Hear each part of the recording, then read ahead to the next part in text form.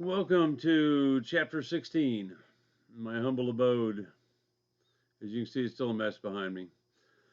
But today we're going to talk about persuasion. Now, many of my students have said, well, you can't persuade me to do something I don't want to do. Well, that's probably true. If you really don't want to do it, I probably can't persuade you to do it. But maybe if I offered you enough money, there's an old saying, every person has a price, you might do it. But, this is about everyday persuasion. And believe it or not, you deal with persuasion every day yourself. And oftentimes it's an intrapersonal conversation. That means inside your head. Interpersonal to people, intrapersonal inside you. It's like the alarm goes off in the morning. Okay, the alarm went off. So now what am I supposed to do? Well, I could get up or I could hit snooze. No, I want to sleep more. So you kind of persuade yourself to let you sleep more. In relationships, there's persuasion all the time. And, like my wife will, I'll say, let's go to dinner. She'll say, great, sounds good. I said, what do you want? She said, I don't care. I said, okay, how about so-and-so? No, I don't want that. I'm not saying it's just women that do that because I'm sure I do it to her as well. I don't want that. Maybe something else. Who knows? So, and then you have to try to persuade them to have what you want, even if it's cooking dinner at home. You know, well, I really don't feel like having fish tonight. Well, I don't want to have chicken tonight. Well, how about we compromise? How about let's have shrimp? So it's a deal that goes back and forth, and we use it every day. And many times we don't realize that we are persuading or compromising or arguing, or I don't like to use the word arguing, but many times we don't know that we're being persuaded. Oftentimes you see these commercials with the sad puppy dog eyes and the sad music, and they're trying to persuade you to give to that fund. So without understanding what persuasion is, you're at risk of being persuaded, in many cases having your money taken because you didn't understand what was going on. Now you have to be an advocate for something, especially if you're persuading. If you are trying to persuade us to start a no-kill animal shelter, you're an advocate for it. If you're trying to persuade us to have pizza for dinner, then you're an advocate for it. So it doesn't have to be real difficult or real complicated or a real major thing for you to advocate for something. Now, you have to deal with ethics in persuasion. You should be an ethical persuader, but you should also understand there are going to be many unethical persuaders out there. If any of you ever bought a used car, and if any of you are used car salesmen, I apologize. But oftentimes, somebody is trying to sell us something that's out of our budget or that we don't really need. And I mean, that's their job. They're in sales. But if to be a good person in the persuasion field, you need to have ethics. And there's psychology used, just as I mentioned earlier about the TV commercials with the sad puppy dogs. And we'll talk a little bit more about that in depth. It's you have to have two or more points for persuasion. If the question is, do humans need water to survive? You have a yes or no answer, but to survive, yes, you have to have it. It's not, well, we could survive just by eating grass. No, we can't do that. We have to have water. It's a challenge sometimes. Sometimes people are so set in their ways that persuasion is probably not going to happen. But what you have to do as a speaker trying to persuade somebody, instead of trying to make them go from 0 to 100, you need to try to make them go from 0 to 10. And maybe next time 10 to 25. And move them along that line a little bit at a time. If you try to get them to go from 0 to 100, you're going to turn them off, you're going to make them mad, and they aren't going to be persuaded. But if you get them to move along a little bit, because people don't like change, so get them moving along a little bit each time. Persuasive speaking is more difficult than informative speaking because you have a call to action in persuasive speaking, and you want to get us to do something. Whereas informative speaking, you're just giving us information. You're telling us about something. And that's cool. I can hear about something. I can learn about something. I don't have to do anything. But persuasive, you're trying to get them to do something. It's more tailored to the audience than informative speaking is. Now, listeners, you need to make the listeners think that you're with them. You know, you're on their side. So if you say something like, we have a problem in Columbus, Georgia with overpopulation of pets, then it's okay. But if you say, you have a problem, then they're going, excuse me? What do you mean me? I don't have a pet. It ain't my problem. So you need to be with them. Don't alienate them. That's what I was talking about earlier. If you try to get them to go from 0 to 100, if you alienate them, they're going to stop, they're not going to listen, and you're not going to get anywhere. Target your audience. Target your presentation to that audience. And make sure that you have your facts and your figures in place. And make sure that you're credible. In first speech, we talked about credibility, or some of you got credibility dings on your first speech.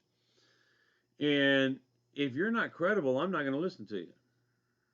So you need to have some credibility. Now, there's a couple of different ways that we can persuade people. The first one is questions of fact.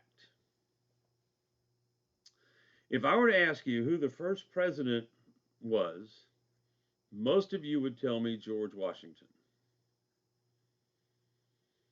Probably all of you would tell me George Washington. But what if I told you were wrong? First president was John Hanson. You see, George Washington did not become president until after the war was over. But when we declared independence and we said we're no longer part of England, the Continental Congress actually elected people to office of president. And I think there was actually 6 or 7 of them. I don't remember now. It's conflicting at times. But, you know, we as an American population have been taught and trained that George Washington was our first president. After the Revolution, okay, but not before, not after the Declaration of Independence. So I could persuade you in reason of fact. I could say, you know, these are the facts.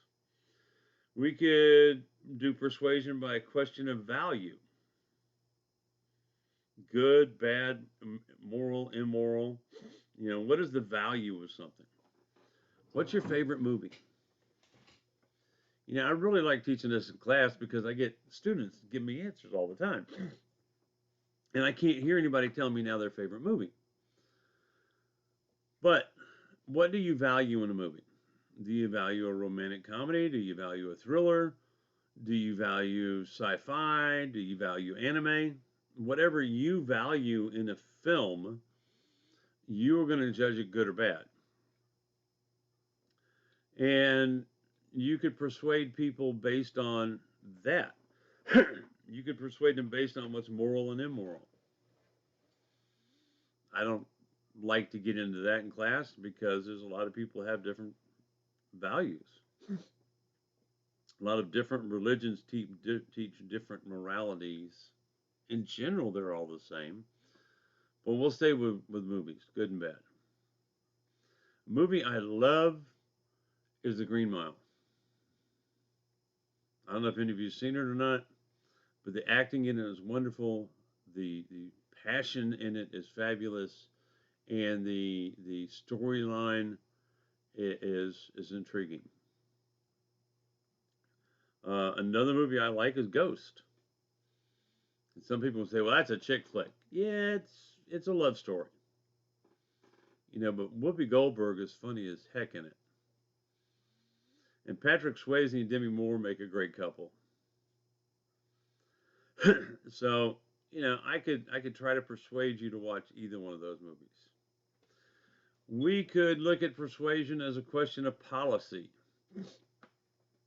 laws, rules, and regulations. What is the try to persuade you on diversity? Well, the law says this is what you have to do. Unfortunately, a lot of times actions and ethics and emotions can't be governed by laws right off the bat. When women were given the right to vote, a lot of men still said, "Oh hell no, mm-mm, my wife's not going to vote," and they had the power to stop her because the laws that were there weren't always enforced. The thing about like the American with Disabilities Act, it says that people with disabilities should be treated equally, not better, but equally. But if people don't believe in the law, then it's hard to get people to support the law. So if we're doing a question of policy, taxes. Is it right to pay taxes? Is it not right to pay taxes? Um, where do you stand on that? Why do you feel that way? I hate getting in arguments with people where I'm trying to persuade them, and I'll use the word arguments here when, well, no, no. What do you mean? Well, what do you mean no? Tell me why no. Well, no, just no, no, no, no. Don't tell me no. Wearing a mask. A lot of people are like, I'm not wearing a mask. No, man, it infringes on my rights. Does that saying you can't drink and drive infringe on your rights? I mean, because it's you, it's your body, but how many other people are you affecting? But there are a lot of people, especially out here where I live in Marion County, that think this mask thing is strictly bogus.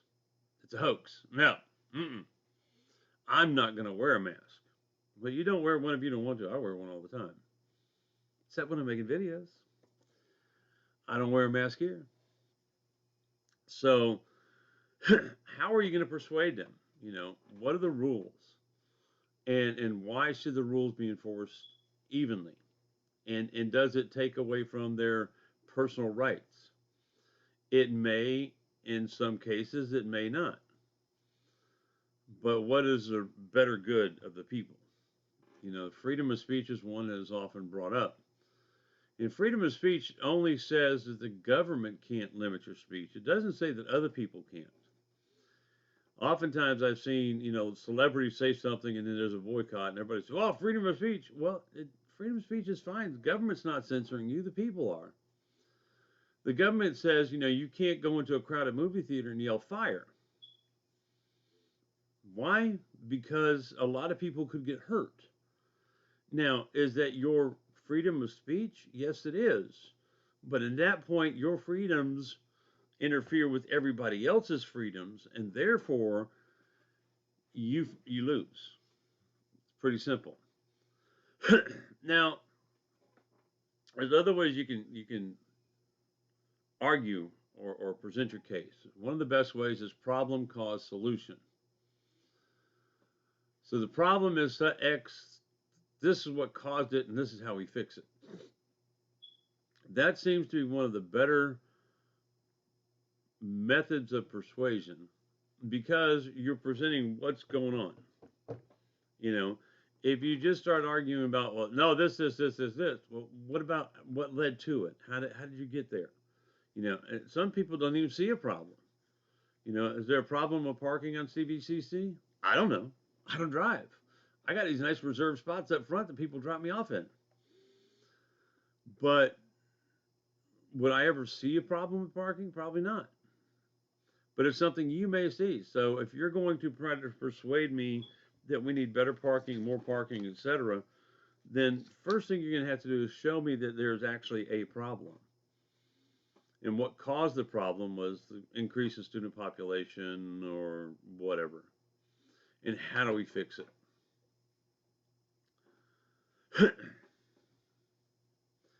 Now, once you come up with a problem, cause, and solution, and you come up with a solution, you need to make sure that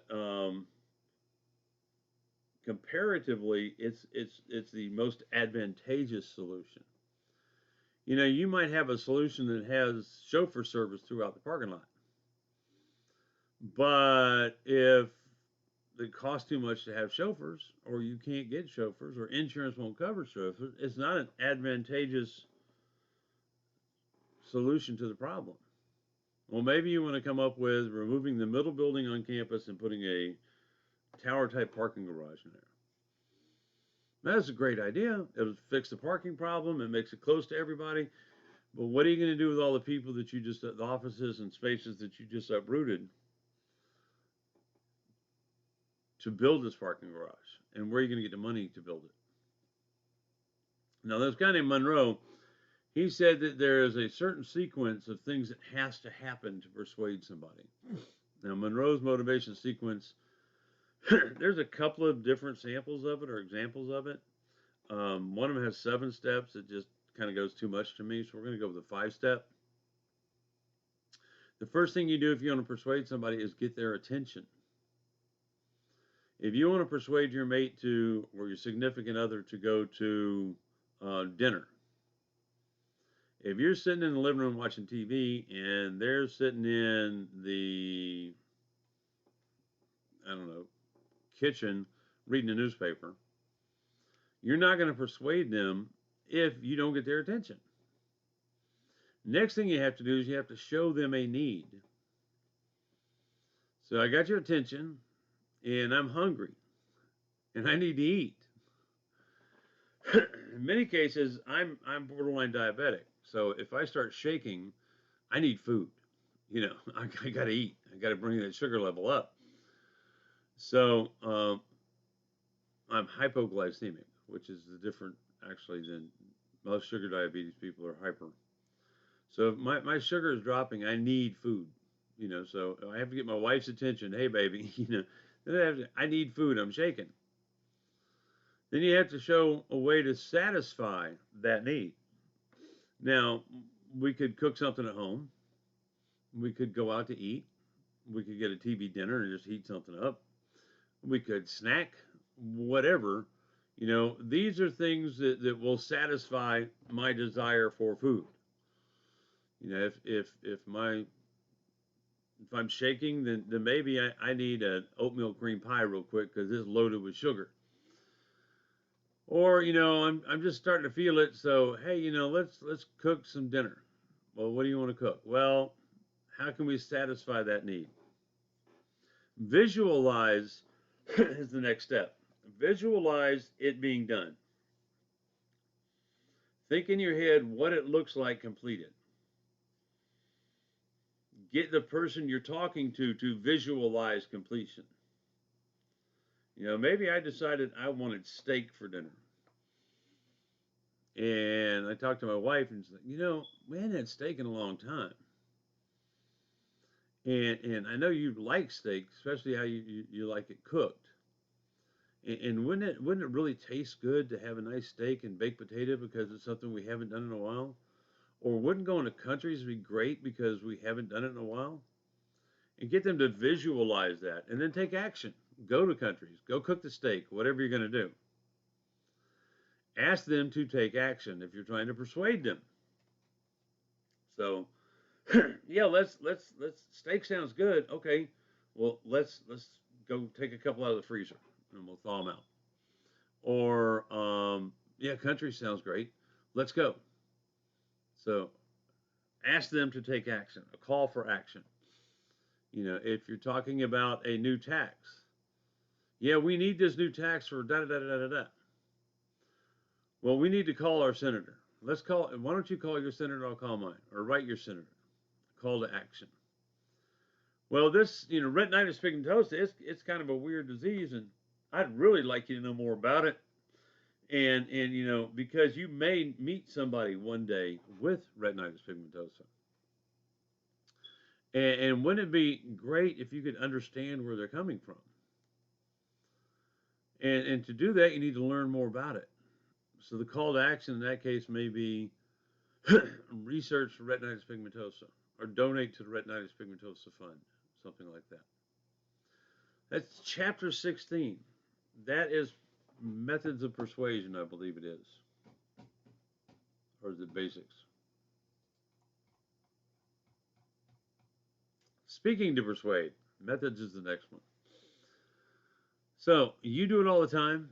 You're going to need to understand it to do it well.